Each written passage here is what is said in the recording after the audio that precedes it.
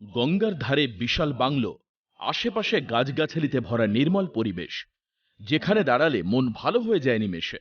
কিন্তু ব্যান্ডেলের শান্তনু বন্দ্যোপাধ্যায়ের এই জায়গায় দাঁড়িয়ে রীতিমতো উদ্বেগের পারদ ইডি গোয়েন্দাদের।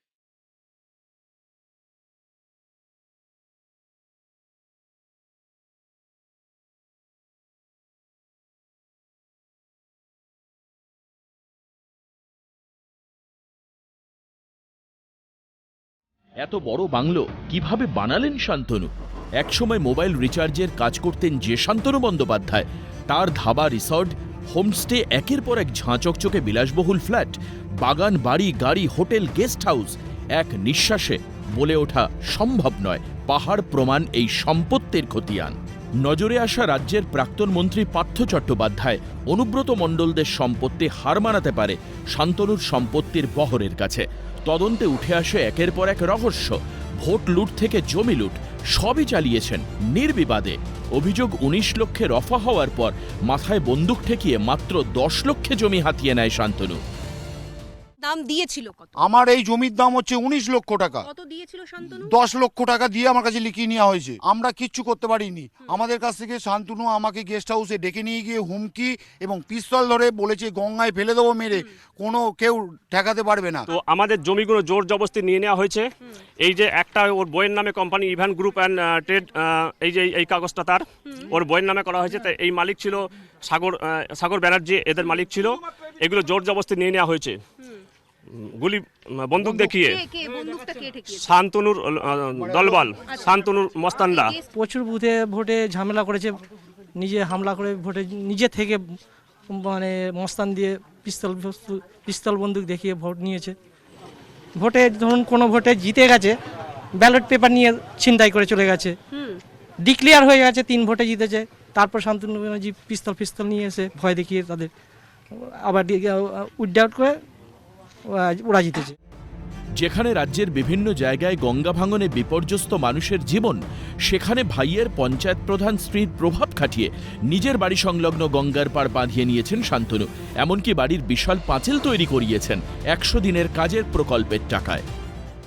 কেন বলতে এখানে পঞ্চায়েত দিয়ে কাজ করিয়েছে শান্তনু। আচ্ছা, তার ভাইয়ের বউ প্রধান। কার ভাইয়ের বউ? শান্তনু ভাইয়ের বউ। সেই ক্ষমতা বলে এটা করিয়েছে। কি করিয়েছে? যে পাঁচিলটা দিয়েছে এবং ১০০ দিনের কাজ করিয়েছে। যেন একেবারে ফিল্মি ব্যাপার স্যাপার। যিনি কেড়ে নিতে পারেন তিনি আবার দিতেও পারেন। প্রভাব খাটিয়ে জিরাট কলেজে সরকারি চাকরি পাইয়ে দিয়েছেন নিজের বাড়ির কেয়ারটেকার সুপ্রতিম ওরফে আকাশকে। অর্থাৎ সুপ্রতিম ঘোষ, তিনি জিরাট কলেজের, স্থানীয় যে জিরাট কলেজ, সেই জিরাট কলেজে বেশ কয়েক বছর ধরে ক্লার্কের কাজ করেন। এবং এই সুকুমার নন্দীকে যখন প্রশ্ন করা হয় যে সুকুমার বাবু আপনাকে সঙ্গে করে নিয়ে কেন ইডি আধিকারিকেরা পৌঁছলেন সুপ্রতিম বাবুর কাছে, তিনি সিএনএর ক্যামেরার সামনে জানালেন যে এই শান্তনুই নাকি জিরাট কলেজে চাকরি পাইয়ে দেওয়ার ক্ষেত্রে সাহায্য করেছিলেন সুপ্রতিমকে। ভাবা যায় প্রভাবশালীর হাত মাথায় থাকায় এক তৃণমূল নেতার কত ক্ষমতা হতে পারে যে এভাবে লুটতরাজ শুরু করেছে এলাকায়। শান্তনু প্রভাবশালী তো বটেই, কারণ কালো কাঁচে ঢেকে তো আর যে কেউ আসতে পারেন না। বড় বড় গাড়ি আসতো, কাঁচের কাজ লাগানো, কালো কাজ লাগানো গাড়ি আসতো, এবং কোনো দিন নীলবাতিও গাড়ি এসছে। মন্ত্রী এবার কালো কাঁচের ভেতর, গাড়ির ভেতর কারা থাকতো সেটা তো আমি জানি না, তবে দামি দামি কালো কাজ দেওয়া গাড়ি আসতো।